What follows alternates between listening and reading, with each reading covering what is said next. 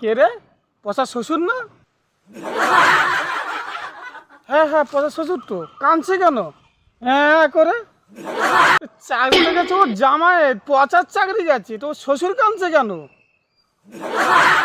তার মানে পচার চাকরির পয়সা কি ওর শ্বশুর খেত? শুনে আসি তো। ও কাকা, তুমি কাঁদছে কেন? চাকরিটা তোমার জামাইয়ের গেছে, তুমি কাঁদছে কেন? কেন কাঁদছি তুই শুনবি? আমার বউ বলতো আমার জামাইকে একটা সোনার হাঁস, ডিম পাড়া হাঁস, আসে সে ডিম পাড়া বন্ধ হয়ে গেছে, তার চাকরিটা চলে গেছে।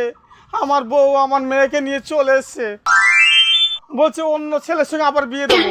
আচ্ছা ভালো কথা, আপনি আপনার মেয়েকে অন্য জায়গায় বিয়ে দেবেন।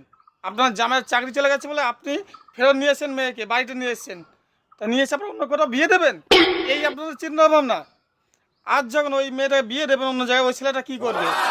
এটা অন্য কোথাও বিয়ে করতে পারবে তো? বিয়ে দেওয়ার আগে ওই ছেলেটাকে বিয়ে দেন, তারপরে আপনার মেয়েকে বিয়ে দেবেন।